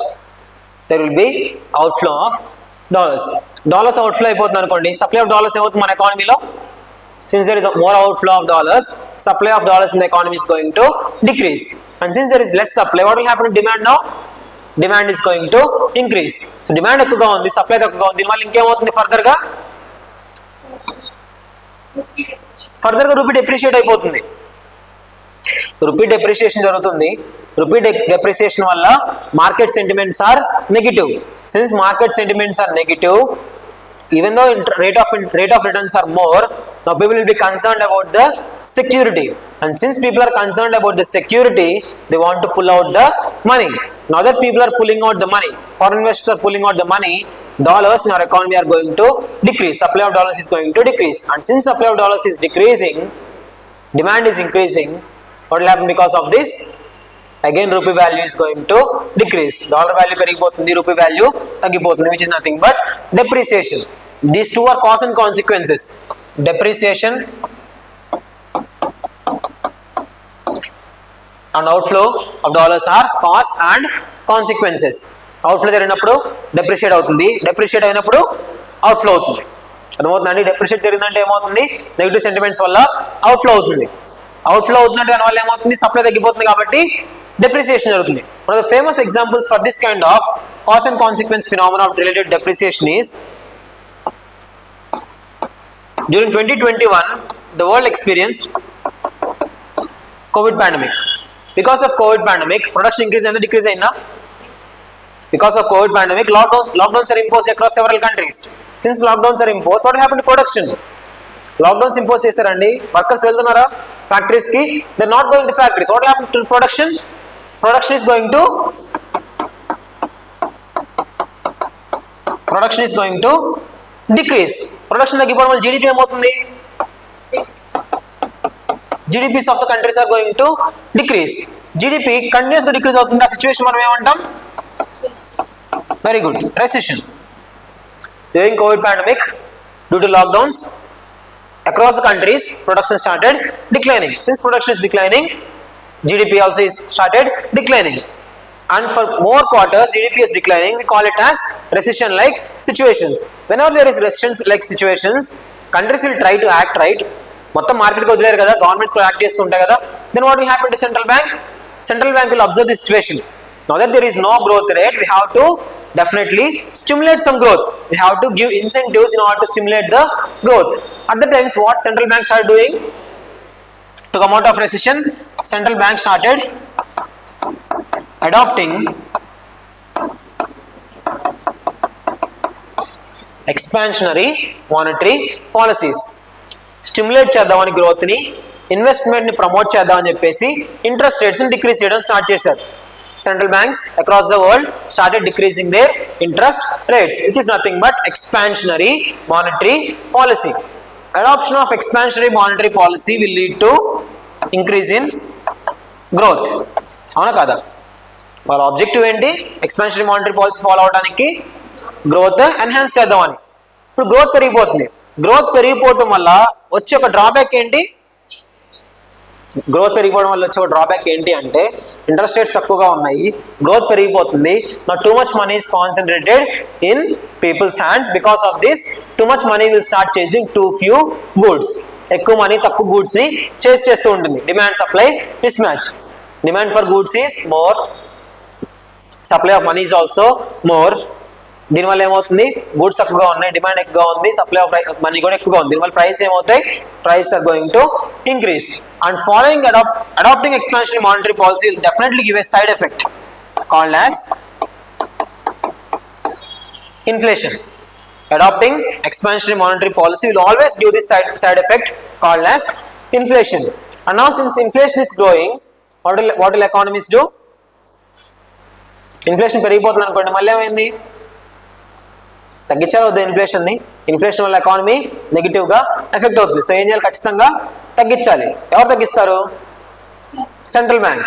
మళ్ళీ central bank interfere అవుతుంది. Inflation తగ్గించడానికి ఈసారి ఏం చేస్తారు? కాంట్రాక్షనరీ మానిటరీ పాలసీ. సో ఇప్పుడు ఏమైంది? ఇన్ఫ్లేషన్ పెరిగిపోవడం వల్ల when it came to 2020లో కోవిడ్ వచ్చింది, రెసిషన్లోకి వెళ్ళిపోయే కంట్రీస్ 21-22లో ఏం చేశాయి? కంట్రీస్ అన్ని ఎక్స్పాన్షనరీ మానిటరీ పాలసీ ఫాలో అవడం స్టార్ట్ చేశాయి. ఎక్స్పాన్షనరీ మానిటరీ పాలసీ వల్ల స్లోగా కంట్రీస్ అన్ని మళ్ళీ ట్రాక్లోకి రావడం స్టార్ట్ అయ్యాయి. గ్రోత్ పెరగడం స్టార్ట్ అయింది. Growth is increasing, but one of the major side effect of expansionary monetary policy is inflation also will rise, and this further aggravated in 2023. Inflation బాగా significant increase అవడం start అయింది 2023 కల్లా. So ఇప్పుడు ఏమైంది? Central bank start adopting contractionary monetary policies. Inflation తగ్గిద్దామని చెప్పేసి contractionary monetary policy adopt చేసుకోవడం start చేశారు. So now that countries are started following contractionary monetary policy, one major country called as USA. What USA started doing was USA also adopted contractionary monetary policy. That means what will happen? ఏమవుతుంది? Interest rates కి contractionary monetary policy interest rates ఏమవుతాయి? Interest rates are going to increase, right?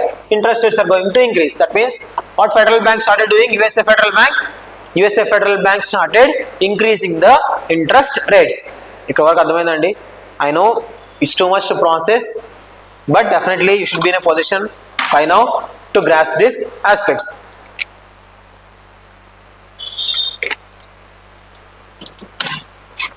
Recession లో ఉన్నాం, బయటకు వద్దామని expansionary monetary policy follow అయ్యాం. స్లోగా recession నుంచి బయటకు వచ్చాం, గ్రోత్ పెరుగుతూ ఉంది. కాకపోతే ఎక్స్పాన్షనరీ మానిటరీ పాలసీ యొక్క సైడ్ ఎఫెక్ట్ కిక్ అయింది, which is inflation. ఆ ఇన్ఫ్లేషన్ కంట్రోల్ చేద్దామని చెప్పేసి వరల్డ్ ఓవర్ ఎకానమీస్ అన్ని ఏం చేయడం స్టార్ట్ చేసాయి? మళ్ళీ కాంట్రాక్షనరీ మానిటరీ పాలసీని ఫాలో అయ్యి. This will definitely happen in cycles. In a market based economies, contractionary monetary policies and expansionary monetary policies will definitely happen in cycles. So ఇప్పుడు ఏమైంది? మళ్ళీ కాంట్రాక్షనరీ మానిటరీ పాలసీ స్టార్ట్ అయ్యింది కాబట్టి ఇంట్రెస్ట్ రేట్స్ ఏమవుతాయి? Increase అవుతాయి. Interest rates increase అవుతాయి. Now USA in 2020 what it started doing? Interest rates ఎలా ఉన్నాయి 2020లో? Interest rates are low. Expansionary monetary policy adopt చేస్తున్నారు కదా, ఇంట్రెస్ట్ రేట్స్ ఏమయ్యాయి? లో అయిపోయాయి. ఇంట్రెస్ట్ రేట్స్ లోగా అవడం వల్ల ఏమైందంటే, you are an investor, you are having money now. Now USA is saying that you'll get very less amount of interest in our economy. మీరు మా కంట్రీలో ఇన్వెస్ట్ చేస్తే ఏమవుతుంది? మీకు లెస్ రిటర్న్స్ వస్తాయి. అదే ఇంట్రెస్ట్ రేట్ తగ్గడం అంటే ఏంటి? సెంట్రల్ బ్యాంక్ తక్కువ ఇంట్రెస్ట్ కి బ్యాంక్ లోన్ ఇస్తుందంటే బ్యాంక్ కూడా మీకు ఏం చేస్తుంది? తక్కువ ఇంట్రెస్ట్ కి మీకు లోన్ ఇస్తుంది. సో దీనివల్ల ఏమవుతుంది? బ్యాంక్ ఆల్రెడీ తక్కువ ఇంట్రెస్ట్ లోన్ ఇస్తుంది కాబట్టి మీరు ఇన్వెస్ట్ చేసినా సరే బ్యాంక్ ఏం చేస్తుంది? తక్కువ రిటర్న్ ఇస్తుంది. అర్థమవుతుందా? సో దీనివల్ల ఏమైంది అంటే USA people, most of the people in the foreign countries, they're getting very less returns. So what happened is their incentive to invest in that economy started decreasing. వాళ్ళకి ఏమవుతుంది? ఆ కంట్రీ ఇన్వెస్ట్ చేద్దామనే incentive బాగా తగ్గిపోయింది. One thing you have to remember, security ఎక్కువగా ఉంది యూఎస్లో. US is a stable economy, security బాగుంటుంది. కాదు రేట్ ఆఫ్ రిటర్న్స్ ఏమైంది? బాగా తగ్గిపోయాయి రేట్ ఆఫ్ రిటర్న్స్. నా పీపుల్ ఆర్ చూసింగ్ సెక్యూరిటీ కొంచెం పక్కన పెట్టేద్దాం, మరి ఇంత తక్కువ ఇంట్రెస్ట్ ఇస్తే ఎవరు ఇన్వెస్ట్ చేస్తారు అని చెప్పేసి what they started doing? These USA investors, they started searching for destinations that will provide higher returns. These USA investors, they started searching for avenues which will provide them with higher returns with minimal security. Security ఖచ్చితంగా ఉండాలి. Okay, so now they started looking towards a country called as India. India is definitely having a stable polity, and India is bringing various kinds of reforms which is trying to put us in a map, especially related to economic performance. So now what is happening? Lot of investors started slowly gaining confidence that India is a relatively stable economy, because of which there is some amount of security, and also India is a developing economy, because of which interest rates are going to be very profitable. So what these countries and what these investors started doing was, since now they are attracted towards higher returns, they started coming to developing country like India, which is offering higher returns. So because of this, what happened is there is huge inflow of investments. especially foreign portfolio investments. They're just searching for a small avenue which will keep them in a situation where they're getting less interest only for a brief period of time. కొంతకాలం వాళ్ళకి ఆ కంట్రీలోంచి బయటకు వచ్చేసి ఎక్కువ interest rate provide చేసే country కావాలి. అలా అని చెప్పి సెక్యూరిటీ లేకుండా ఉండకూడదు, సెక్యూరిటీ ఉండాలి. సొమాలియా తీసుకెళ్ళి వాళ్ళ కంట్రీలో కూడా స్టాక్ మార్కెట్ ఉంది కదా, వాళ్ళకి కూడా ఇన్వెస్ట్ చేయమంటే చేస్తారా? డెఫినెట్గా చేయరు. ఎందుకు? స్టేబుల్ ఎకానమీ లేదు, స్టేబుల్ పాలిటీ లేదు అసలు అక్కడ ముందు. ఇంకా స్టేబుల్ ఎకానమీ ఎక్కడి నుంచి వస్తుంది? మన కంట్రీని చూస్తే పాలిటీ స్టేబుల్గా ఉంది అండ్ ఆల్సో ఎకానమీ కూడా బాగానే పర్ఫామ్ చేస్తుంది. India is the highest growing economy across the world. మన గ్రోత్ రేట్స్ చాలా సిగ్నిఫికెంట్ గా ఉన్నాయి కంపేర్ చేసుకుంటే అదర్ కంట్రీస్ తో. So because of this there is prospect for India. Seeing this, what investors started doing was, investors started bringing their amount and they started investing in our capital markets, stock markets.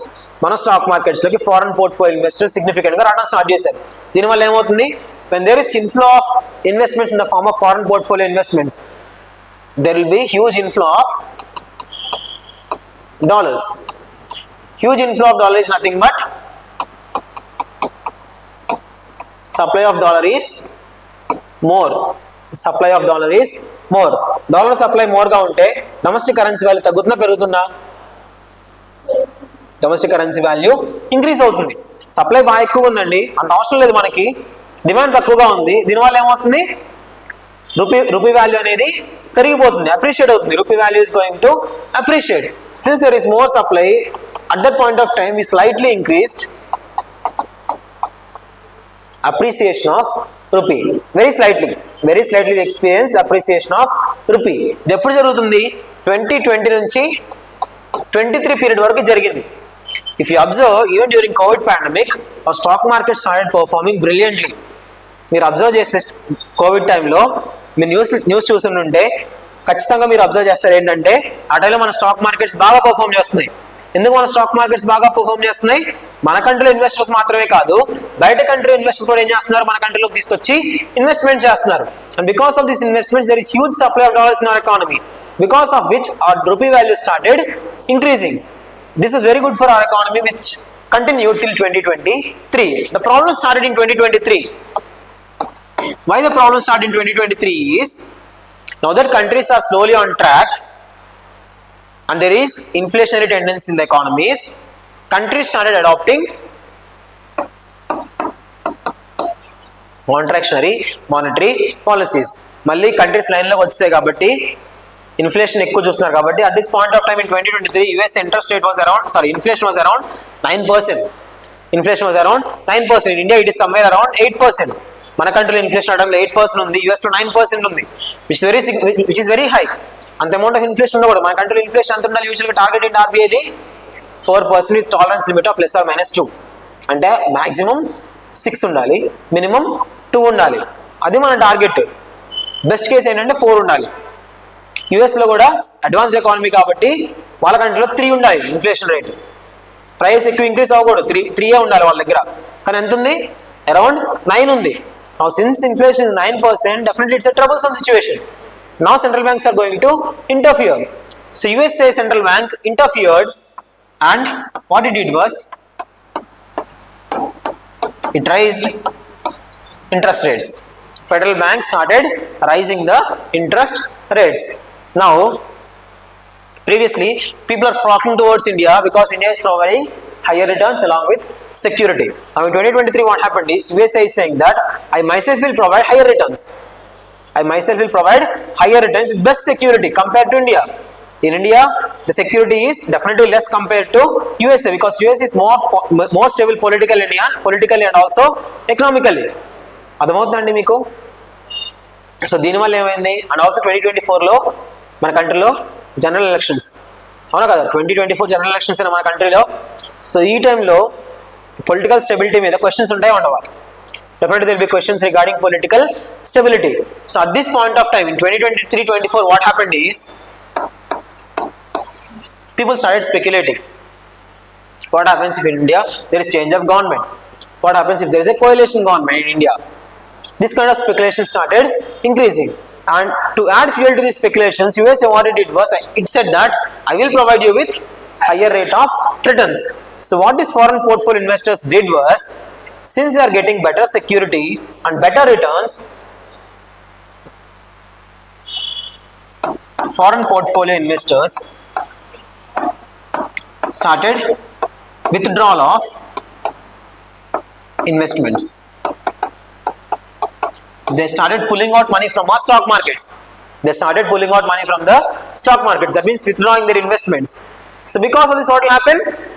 If they are withdrawing investments from our stock market, what will happen? Will there be inflow of dollar or outflow of dollar? Outflow of, there is outflow of dollars. If there is outflow of dollars, what will happen? Supply of dollar in the economy is going to decrease. Demand is more. Because of this, what will happen? Rupee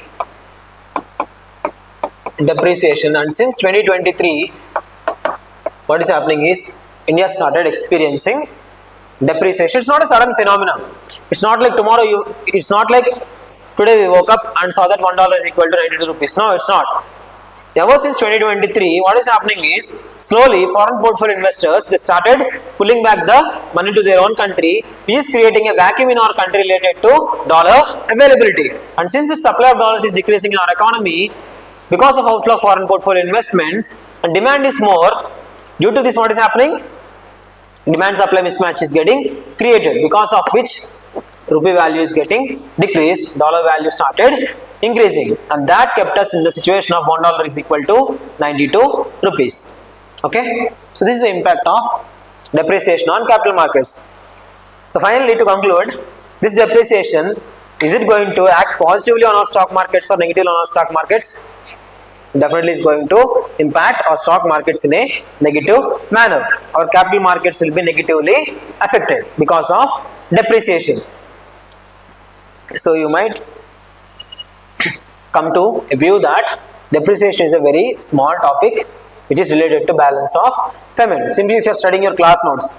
But what you have to do is, this depreciation is so important that it is touching all the aspects of economy, because in economy I already told you that it is a very interrelated and integrated subject. Everything that is happening with respect to one topic will definitely get related to some other topic. Your banking will be related to inflation, your banking will be related to your growth, your banking will be related to your fiscal policy, your banking will also relate to your capital markets. Same with inflation. Your inflation will affect national income accounting, your inflation will affect fiscal policy, it will affect monetary policy, it will affect all the aspects of economy. Okay, so in this comprehensive way, you definitely need to prepare for the economy, because you are getting around 14 to 20 questions in related to economy in the examination. And also one important thing is, USA president currently, he is a transactionist mostly. He mostly focuses on business aspects. So touching on the economic aspect is going to be more compared to other aspects. Even though the topic might seem political in nature, the undermining or the underlying current behind it is definitely going to be economical in nature. If you take into consideration Venezuela crisis, the Venezuela crisis, if you see on an upper level, on a superficial level, even though it might appear like a political decision taken by the administration of USA, it's not just simply a political decision. It is a decision that is based on the economy, which is related to crude oil reserves, which is related to energy supplies. So anything that is happening or any situation that is happening is not just related to political aspect. If you are seeing it as a political aspect, so your preparation is very superficial. You have to definitely connect the dots, and you should try to bring economical angle in every kind of political aspects. Prati political aspect lo kachithanga economic dimension anedi untundi, and you should be in a position to dig that, and you should be in a position to get it to your tips. Only then you can make economy a cakewalk for you, especially for your examination, both for prelims and mains. Okay, so with this we understood about impacts of depreciation on our economy related to all other fundamental topics related to national income accounting, that means growth, inflation, fiscal policy, monetary policy, and also balance of payments. Okay, so related to this depreciation, it's not an impact, but related to this depreciation, there's one more important topic.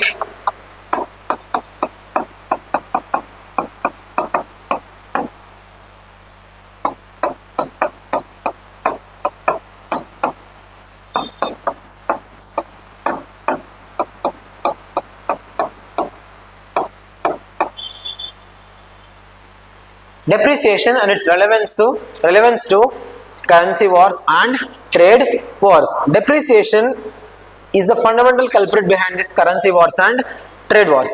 Definitely. Why I am saying it is a major culprit is because to understand this currency wars and trade wars, you should understand about two major economies of our world. What are the two major economies of the world? USA and China. Currently, these are the two major economies of the world. In order to understand about this currency and trade wars, since these wars are happening between USA and China, we need to have a brief history or brief understanding about what actually led to these currency wars and trade wars. What actually led to these currency wars and trade wars is lying in the growth history of China. మనకి currency wars గురించి trade వార్స్కి అర్థం కావాలి అంటే మనకి China యొక్క growth history అర్థం కావాలి. Okay, so what is the growth history of China? China open up it's economy in 1980s. 1980s లో చైనా ఎకానమీ ఓపెన్ అప్ అయింది. Till then it used to follow closed economic policy. In 1980s, it slowly started opening up the economy and significant reforms were introduced in 1980s, which led to it becoming a manufacturing hub starting from late 1990s to early 2000s. అర్థమవుతుందండి, China 1980లో economy open up అయింది and because of various reasons like demography, like resources, like political stability and like favorable geopolitical factors, all these aspects gave China a driver's seat in becoming manufacturing hub of the world. మనం situations observe చేస్తూ వెళ్తే 1980s లో China open up అయింది. Open up అయిన తర్వాత significant గా economic policies ని తీసుకొని వచ్చారు వాళ్ళు. అది తీసుకురావడం మాత్రమే కాదు, even historical aspects also somehow helped China in becoming the manufacturing hub. Because how this manufacturing hub concept works is, initially countries should be having lot of population. Only when countries having lot of population, wages are going to be low. Whenever someone want to invest, they will definitely look into the factors of production, right?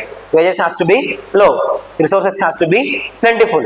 Resources undali, wages takkuga undali, ఇంకేం కావాలి, ఇన్వెస్టర్స్కి profits ఎక్కువగా కావాలి, అవునా కాదా? So ఈ situations అన్నింటిని base చేసుకొని 1990s నుంచి చైనా బాగా గ్రో అవటం స్టార్ట్ చేసింది. Because it is having huge revenue base.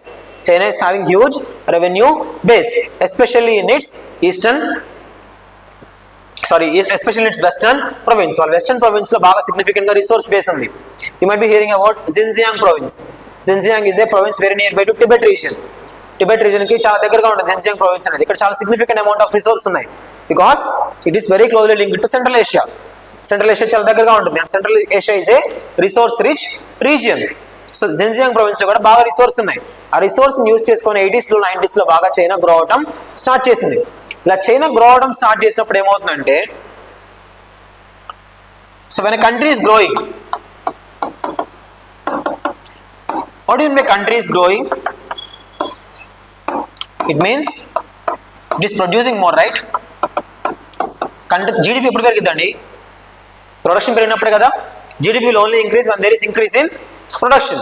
So this country, what is happening? It is experiencing significant amount of production. It is producing more, and since it is producing in surplus, what will happen? Whenever someone is producing something in surplus, what they will try to do? Assume India is producing very significant amount of pulses. Assume this, or cereals. Food ఎక్కువ produce చేస్తున్నాం అండి మనం, surplus ఉంది మన దగ్గర, ఏం చేస్తాం మనం? Export. If you are producing in excess, will try to export. Whenever any country is producing significantly, it will be having surplus. If they are having surplus, they will try to export. When they are exporting, what will happen? Inflow of, for simplicity purpose I will say dollar, not foreign currency. Exports increase అయ్యేట దాని వల్ల ఏమవుతుంది? There will be huge inflow of dollar. Inflow of dollar వల్ల ఏమవుతుంది? Depreciation జరుగుతుంది, appreciation జరుగుతుంది. ఆ dollars ఎక్కువ మన కంట్రీలోకి వస్తే, మన కంట్రీలోకి డాలర్స్ వస్తుంది అంటే దాని వల్ల ఏమవుతుంది? మన డాలర్ రిజర్వ్స్ అనేవి పెరిగిపోతున్నాయి. Supply of dollars is more, demand is less. What will happen? There will be appreciation of domestic currency. Dollar value relative గా తగ్గుతుంది, డొమెస్టిక్ కరెన్సీ వాల్యూ పెరుగుతుంది, which is nothing but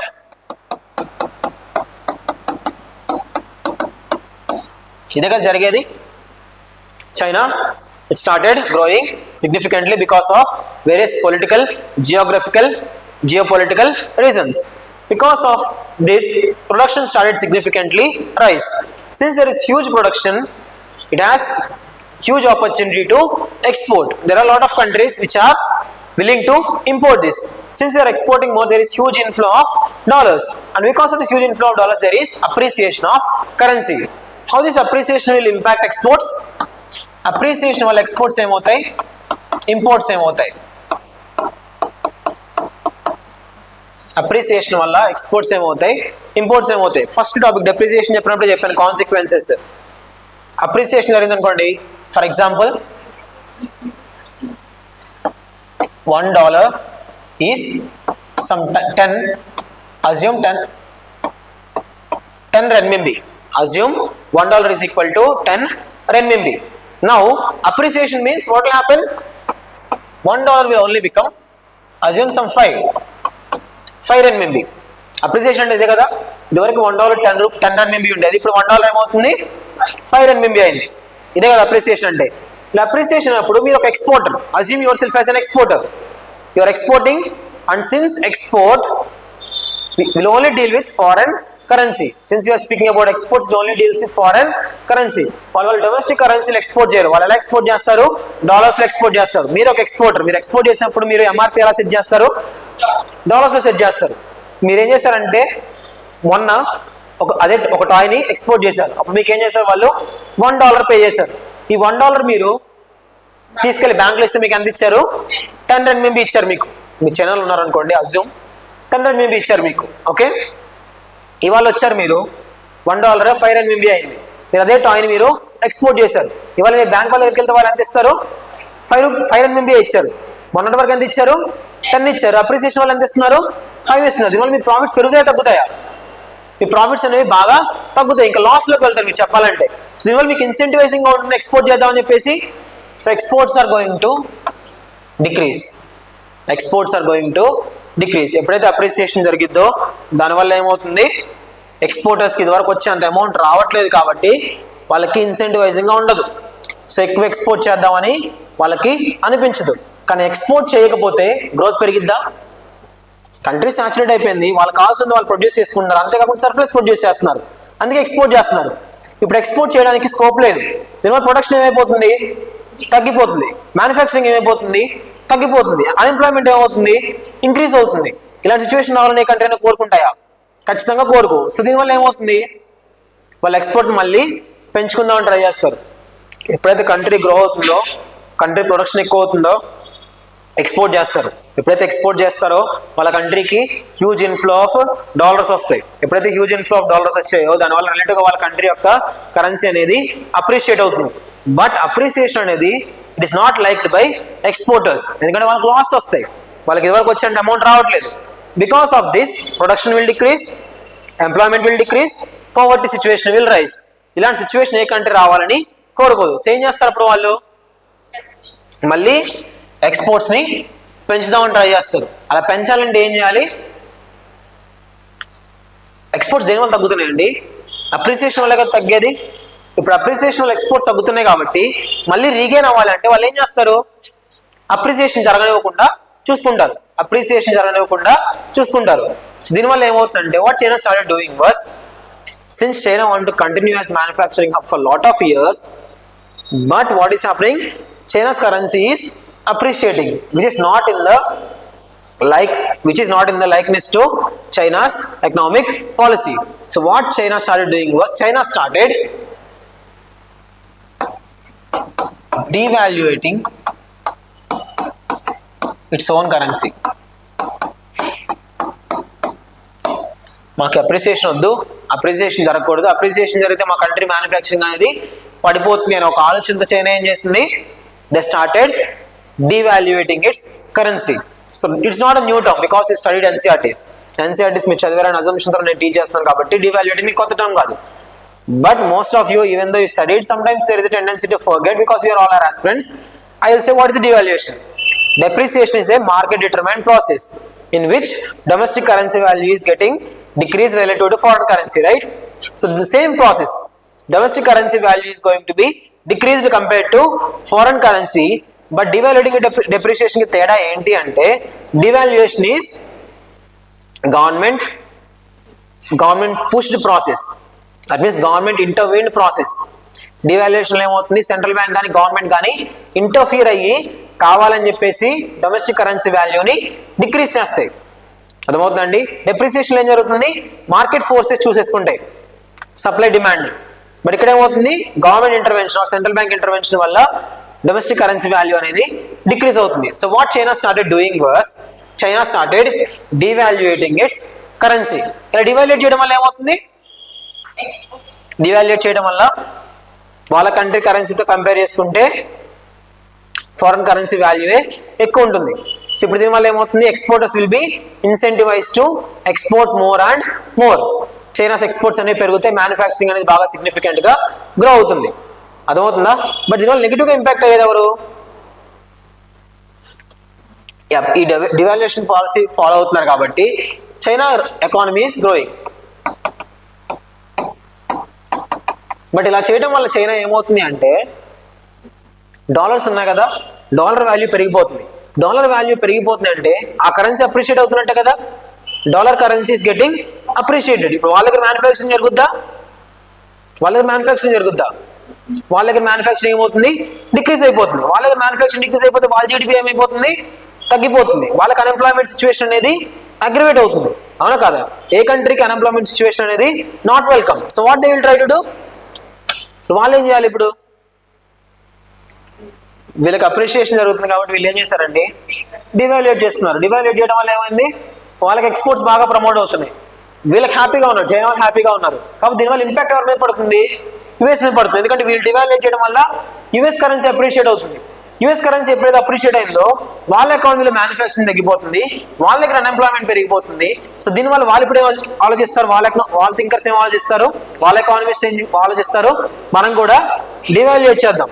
మనం డివాల్యుయేట్ చేస్తే ఏమవుతుంది, మన కరెన్సీ వాల్యూ తగ్గిపోతుంది. సో మన కంట్రీలో కూడా గ్రోత్ అనేది ప్రమోట్ చేయొచ్చు అనుకుంటారు. So because of this what USA start doing was USA also started devaluating its currency. China already ఇదే పాలసీ ఫాలో అవుతుంది, డివాల్యుయేట్ చేస్తుంది. ఇప్పుడు ఏం చేస్తుంది, యుఎస్ఏ కూడా డివాల్యుయేట్ చేస్తుంది. దీనివల్ల ఏమవుతుంది, ఓవరాల్ ఎఫెక్ట్ న్యూట్రలైజ్ అయిపోతుంది. అటు చైనా డివాల్యుయేషన్, ఇటు యుఎస్ఏ డివాల్యుయేషన్ రెండు జరగడం వల్ల ఏమవుతుందంటే ఓవరాల్ ఎఫెక్ట్ అనేది నెగిటివ్ అయిపోతుంది. దాన్ని మనం ఏమని పిలుస్తామంటే కరెన్సీ వార్. ఇద్దరికి బెనిఫిట్గా ఉంటుంది, ఇద్దరికి కనీసం ఇప్పుడు చూసుకుంటే అప్రిషియేషన్ చేసినప్పుడు వీళ్ళు డివాల్యుయేట్ చేస్తే కనీసం వీళ్ళ ఎకానమీ అయినా గ్రో అయింది. ఇప్పుడు ఏమైంది, వాళ్ళు కూడా డివాల్యుయేట్ చేయడం వల్ల ఏమైంది, ఇటు వీళ్ళు గ్రో అవ్వట్లేదు, అటు వాళ్ళు గ్రో అవ్వట్లేదు, ఇద్దరు సాచురేట్ అయిపోయారు. అర్థమవుతుంది. This is called as currency war. Currency war is nothing but ఏంటి, కరెన్సీ వార్ అంటే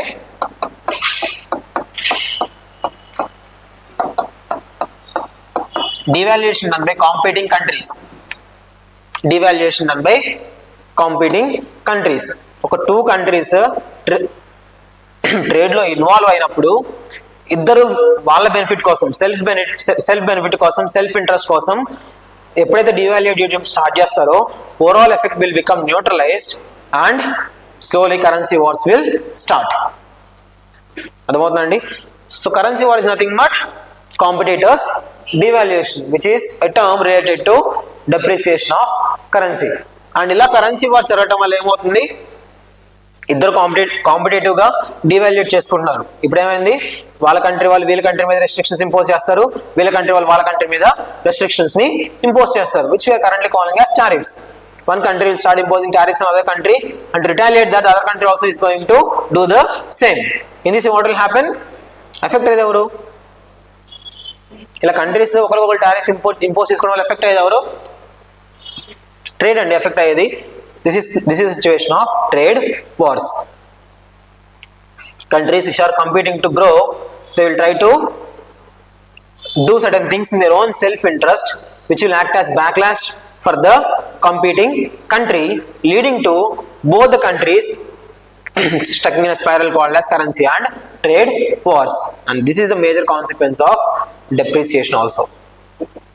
Okay, అర్థమైందా ట్రేడ్ వార్స్ అంటే ఏంటి, కరెన్సీ వార్స్ అంటే ఏంటి, how is it linked to depreciation అనేది. ఫైన్.